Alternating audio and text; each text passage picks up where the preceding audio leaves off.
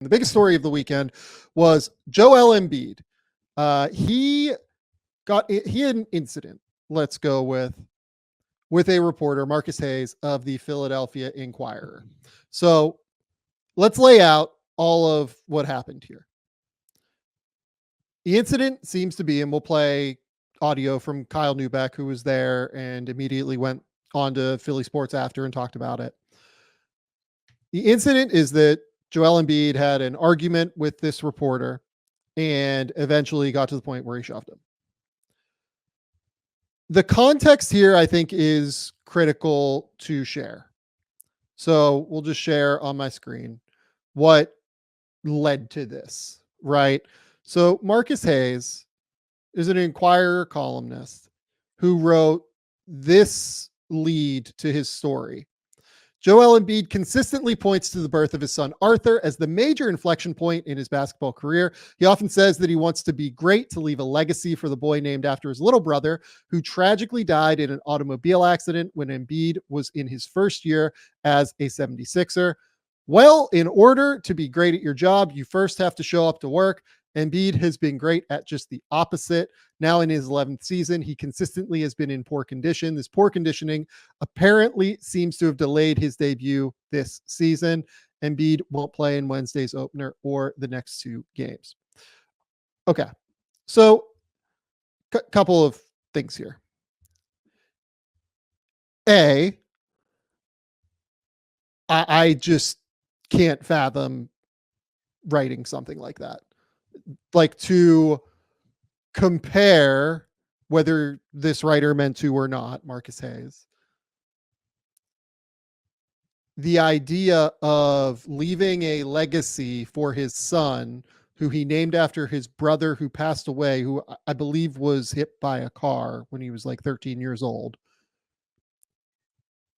is so beyond the pale. It's just like so completely out of pocket to me. Also, even structurally, I don't think it's written well. Like, I think that it is such a strange non sequitur to the point that he's trying to make, that I don't know how it got past like the editorial process if you're going to write something like that. So Embiid on Friday then gets up at his press conference and is very clearly frustrated. He calls out Marcus Hayes by name and is very clearly mad about this. Rightfully so. I don't really have a problem with Embiid being mad about this. Let's go to Kyle Neubeck now, who was there and saw the post game after their loss to the Memphis Grizzlies on Saturday night. Marcus Hayes, who everyone knows was on Joel's radar this week, gave a lengthy quote taking shots at him yesterday. Marcus was present in the locker room, and the second that Joel realized he was there, got into a verbal back and forth. Obviously, we can't repeat many of the words that were said on the show. The basic gist of it was basically, you can say I suck. You can say whatever you want about me as a player. Don't ever put my dead brother's name in your mouth. Don't talk about my family. Don't bring them into this. You want to talk to me like a man and talk to me about basketball. That's different. But if you ever talk about my family again, we're going to have real problems. They go kind of back and forth. And at some point, let's say 90 seconds to 2 minutes into this back and forth, Joel shoves him. Team security steps in. Players kind of surround the situation, and everyone kind of dispersed. Nick Nurse. So Kyle, I think, is like a very trustworthy source here, because Kyle's just not really afraid to go after the team. He's not afraid to talk negatively about other writers. Like, Kyle is somebody that I really respect in terms of his decisions to tell it like it is. So I completely understand. I think Kyle's a good, reputable source here. Adam Aronson over at Philly Voice, which is where Kyle used to work, described, what he saw. Embiid's core message was he had no issue with Hayes or anybody else in the media saying whatever they wanted about his play on the court, but he believed Hayes had crossed the line by bringing up Embiid's child and brother. At one point, Embiid made a comment about the consequences that would ensue if Hayes mentioned Embiid's family again. He commented this was not the first time he was having this issue with Hayes. Hayes told Embiid that he had never mentioned Embiid's son or brother in a story prior to that one. Hayes attempted to interject a few times, but Embiid did not give him an extended chance to speak. Hayes asked Embiid if he could apologize. Hayes had said earlier in the conversation that he regretted mentioning Embiid's son and brother and clarified that the paragraph containing the references had been removed from the column. Embiid conveyed that he was not interested in any sort of apology. As the confrontation appeared to be nearing its end, Embiid became physical with Hayes, putting his hands in the area of Hayes' shoulders.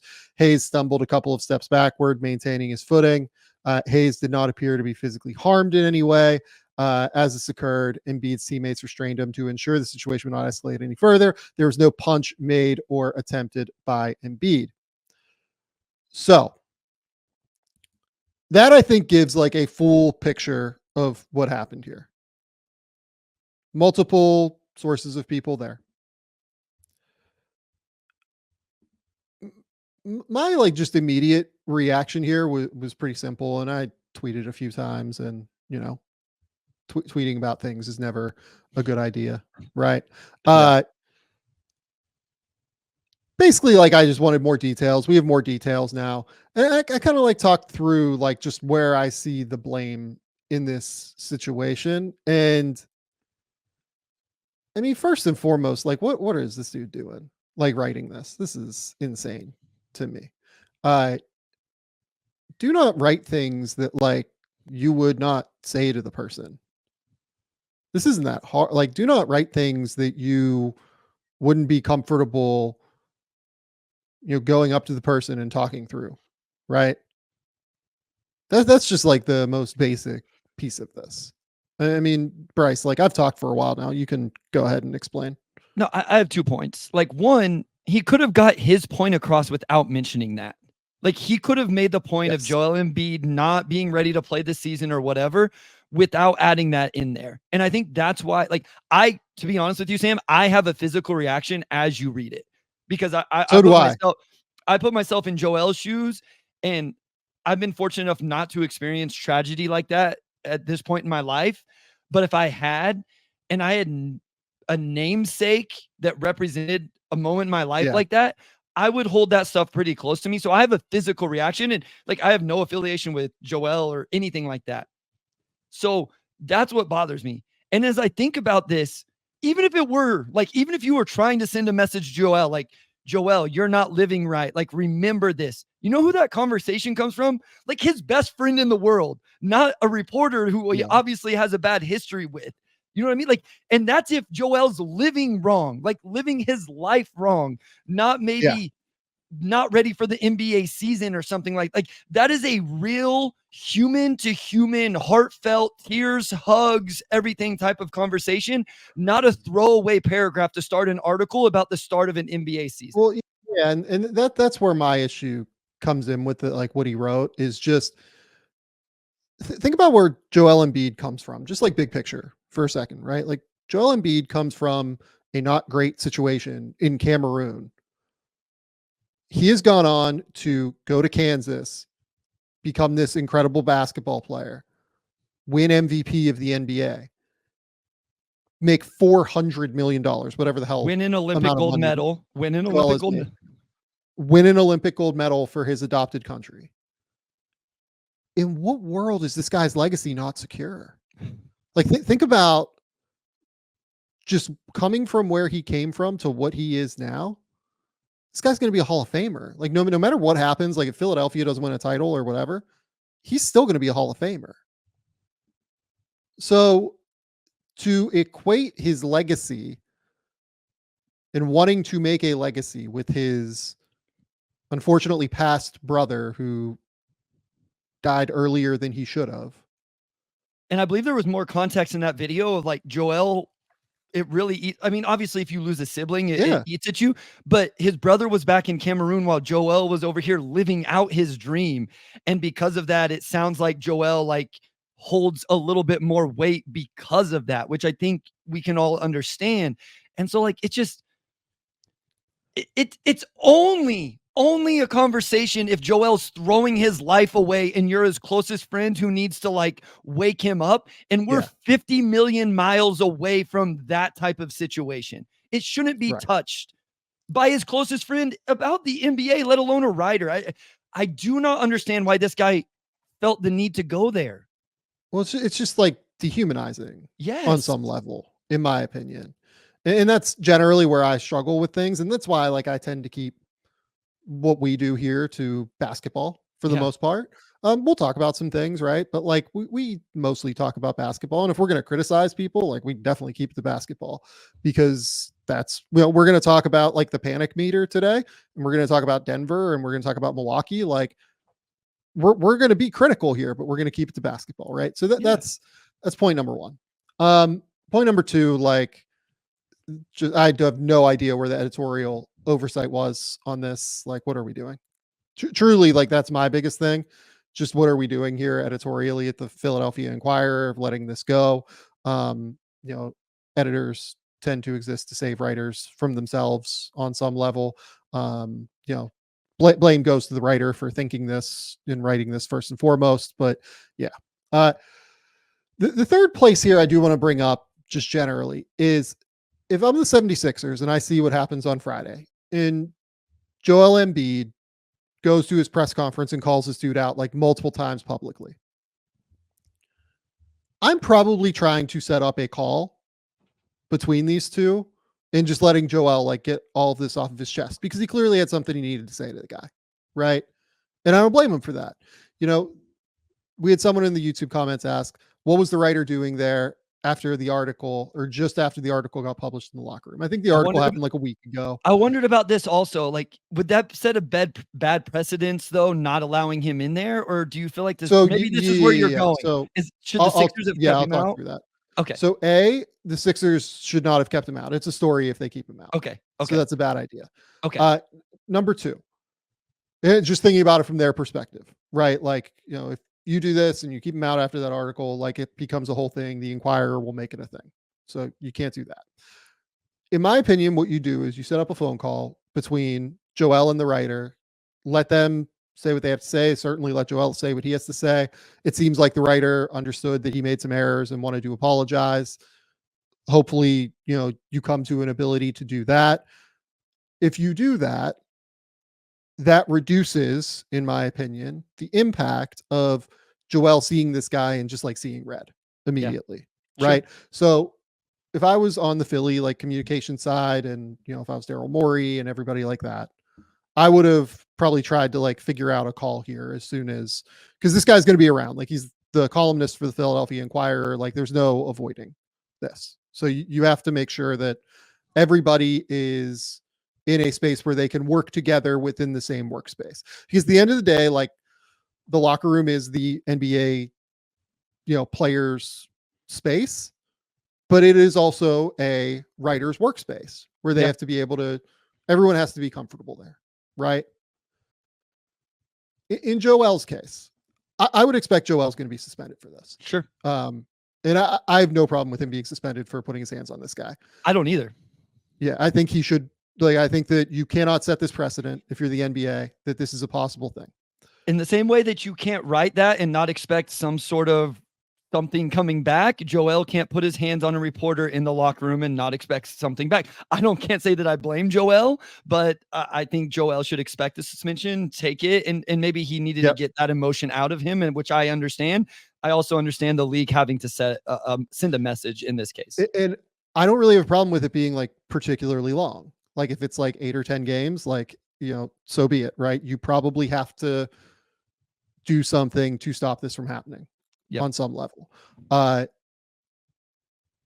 said that, I also don't, I'd like to know more. Like, was the guy just like purely apologetic, like Yeah. going in, and was he just like, hey, like I really screwed up here, dude. Like, I'm sorry. Like, was it that, or was he like going back and forth? It kind of sounds like there was a back and forth based off the way Kyle explained it, based off the way that you know, Adam Aronson in the Philly Voice wrote it. It sounded like he was pretty apologetic even when he was going back and forth. I would like to know more before I say like Joel was right or wrong Sure. in this. I don't think there's a he's right or wrong. Yeah, he was like, I think wrong. he was wrong, but Do you understand why it got to that point? I think is where I think you would have to literally be in the moment to read body language and tone and stuff like that to feel how understanding you would be that Joel got to that point, because totally. I think that's where it's definitely wrong. I think both of us agree you can't just go around putting your hands on people regardless of what they have said or done to you. But with that said, In there a are times, workspace, especially, to be clear too. yeah, there are times where you understand somebody gets in a state of mind where they allow themselves to get to that place, even if it is wrong. We would never say it's right, but there's a part of it where you could understand. Again, like you said, if he was super apologetic and non-confrontational and stuff like that, I think it is less understanding that Joel felt the need to eventually put his hands on him. Yelling at him is one thing. Putting his hands on him is another thing. Agree. So yeah, like, but before I like sit here and like blame Embiid for anything, I want to like I want to understand even more about the context before like placing blame there. Sure. I mean, Keith Pompey at the Philly Inquirer like made this a bigger thing than it was, saying that like Embiid punched him. Yeah. He definitely didn't do that, based off of all of the follow-on reporting that has occurred. That was bad. Do not do that. Do not just randomly say that stuff before, and like make sure that Was you're he in the putting out the locker room? context. Because he I'm covers sure the he Sixers, was. right? Yeah, he covers the Sixers. I'm sure he was. Wow. The That's a guess. I don't know that. That's a pure guess. I want to be clear. We're sticking mostly to facts on this, while interjecting our opinion. I would guess based off of that. Here's the other thing I do just want to like point out, right? None of this is good. None of this is valuable for anybody. None of this is helpful for anybody, right? Like, reporters generally that go into the locker room have like a difficult situation, right? They have to have like something of a relationship. Some guys have great relationships. Some guys have professional relationships. It's a different kind of deal, right? Depending on the player, depending on the writer, beat writer, everything like that. Stuff like this column, makes their life harder. Stuff like what Joel did makes their life harder. I am assuming that where the next follow on is going to be is like, this is going to be like some sort of like gas on the fire for the NBA, where they try to potentially like try and remove people from the locker room, remove reporters from the locker room. I need to ask Amari about where he stands on this. I assume he likes having the access back, but I need to talk to him about how hard it was to do how hard it was to do his job without. Yeah, it is every reporter wants locker room access. I've been in a locker room one time as a media member, and it is kind of an awkward situation because this team has just played a game. Sometimes they've just lost. Like, it's kind of like just, it's not a free for all, but like everybody's kind of doing, it's not formal at all, right? So it is a weird scenario as you stand around, wait for your ability to talk to a player and stuff like. And as a former player, I feel bad for them that they're even having to do it. So it is a weird situation that I've always thought was kind of weird, that it was open to media. But if it's part of their job, it's part of their job. Like, if they need it to do their job to the best of their ability. So the reason that it's in the locker room is generally like the players can't avoid the locker room, right? And thus it makes it so like, even if you did like a separated space out, right, where you say, okay, players get 15 minutes to cool down, then they have to come out and do media obligations like in a separate media space kind of deal, the players would still just try and avoid it and get out of it. So from that perspective, like, I do side with the media on the side of, hey, like, locker room access is important, and being able to interview players in that manner is important. Having said that, like this whole situation just makes everything just more complicated and fraught in a way that is, I'm intrigued to see where the league comes down on this. There's obviously been like a push in the WNBA, certainly, in regard to restricting locker room access. Look, I wouldn't be surprised by any stretch if that was true in the NBA. Speaking extemporaneously and not, having knowledge. Like I'm, not a leader of the Pro Basketball Writers Association. You know what I mean? I don't know, what they've gone through in terms of that. So yeah, it's a complicated deal. I am generally probably more willing to like hear out Joel's side though than I am anything else. Yeah, that's I mean, I have a little bit more time for Joel on this just because Joel, like that column was so out of pocket. It is just so ridiculous to me. Like I can't fathom writing something that ridiculous about somebody's family. That's insane to me. and especially it was, I want to finish off, I guess for me is it was completely unnecessary to use that to make his point. Everybody would have got his point if he just made it without that. That's what's so frustrating. And again, I think that's what makes it feel so it was obviously personal, but it makes it feel so personal because it didn't need to be used or said in any capacity. We all know that Joel's missing games. We all know that he has. We all know this. He could have just written it.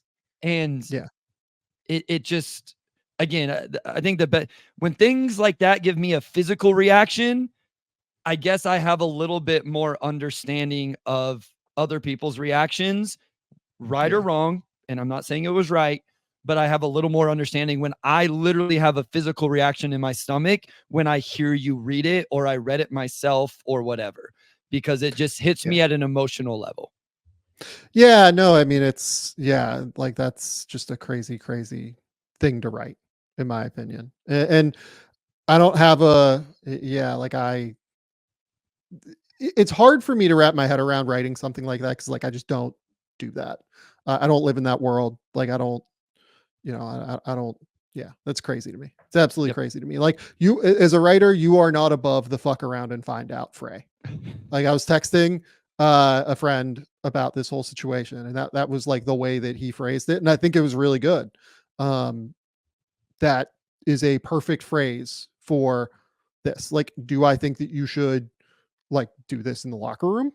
No, again, it's a workspace, right? But like, I don't know, like Joel feels some type of way and like is frustrated about that. It's hard for me to like, I'm not condoning it, but like, it's hard for me to just be like, that's catastrophic to me, I guess. Yep. It's hard. Like, You, again, seriously, you are not above the fuck around and find out fray as a writer. Yep. You can write whatever you want, but there's repercussions. Like I tell my students that all the time. Yeah. It's a free country. You're right, with repercussions for your actions, your words, and everything else. So yes. And here's the thing, like I've had players disagree with what I've written in terms of like an evaluation before. I've had coaches get frustrated about like different things that I've published about players, about, whatever, right? Doing draft stuff.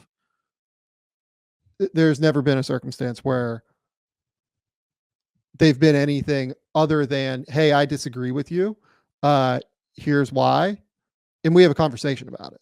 Yeah. You know what I mean? I've had people like, I've had like freaking John Calipari like tweet angrily about what I wrote.